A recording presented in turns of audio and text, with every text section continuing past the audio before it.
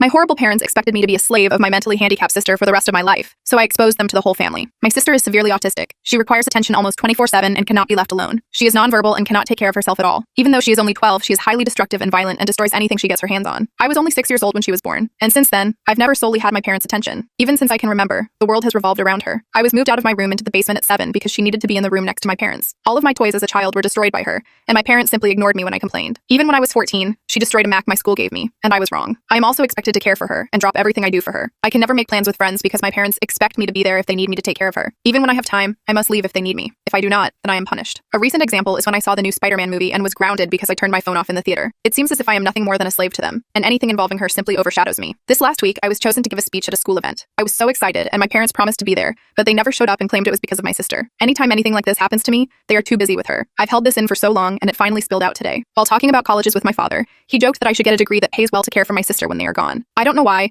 but this caused me to break down. I cried and screamed about how it was always about her. I'm nothing more than a caretaker to them, that they always make it about her, and that I'm expected to be her slave for the rest of my life. Since then, I've locked myself in my room, and my parents have not come to check on me. Update. I've been staying with my grandfather since I made the post. I started by telling my grandpa the story of why I broke down the way I did, and to be honest, he seemed horrified. No one in my family knew my parents were using me as essentially a free care service for my sister. My grandpa told me some things that I don't feel comfortable repeating here, but in essence, my sister is supposed to be getting care from a professional, and my parents were ignoring that. Along with this, I was not supposed to be caring for her at all with her mental state, as she is a danger to herself and others. With everything else I told him, along with stuff like the movie, he was mad and told me not to contact my parents without him there. He told me he would meet with my parents beforehand, and be there when I sat with them. It didn't end here either. The rest of the week consisted of other families checking in on me and telling me things my parents hid from me. This included my parents taking money from family to fund a caretaker that doesn't exist. Suffice it to say, this week has been rough. But the upside is that even through all this, my extended family has given me more love than I've felt. My grandfather spent this last week making up for the time I've lost, encouraging me to spend time with friends and do things I want. My aunts and uncles have also been helping me through the week. Well, Saturday night, I sat down with my parents to talk. It went badly, to say the least. They came clean to me about everything. They told me things I will not repeat here, but they did not apologize. My parents still claim that I somehow owed my sister my time. My father even said, "You were put here to be her caretaker." I won't lie and say I was composed. After everything I learned, I confronted them on the fact that my sister needed a caretaker, the money my dad was taking from his sister, and a few other things. They denied it or made excuses, and in the end, we ended up in a worse place. Today will be my last time talking to them for a while. After talking with my grandfather and uncle last night, I'm not returning. Later today, I'll pick up my stuff and move in with my grandfather. When I graduate high school, I'm planning on leaving the state to go to school. My aunt told me that the money she was sending my dad would be coming to me from now on. My parents have called me twice since Saturday. Neither of them was to apologize and only asked when I was coming home. I won't be going back to them. I still feel pretty uneasy about everything, but that will pass. The rest of my family is showing their support to me, and honestly, it feels great. But in the end, I lost my parents. Overall, I've learned something that I wish I had seen earlier. I don't hate my sister. I love her with all my heart. I should never have projected my hate onto her. That was wrong, and I hope to make up for it someday. But for now, I need to leave. Late edit. We just returned from moving my things out of my parents' house. My parents were quiet the whole time I was there. Shortly after I arrived, my dad left with my sister, and my mom only hovered over us silently as I moved. It took a while, but as we left, she broke down and told me she loved and would miss me. I hugged her and said goodbye, and that was it.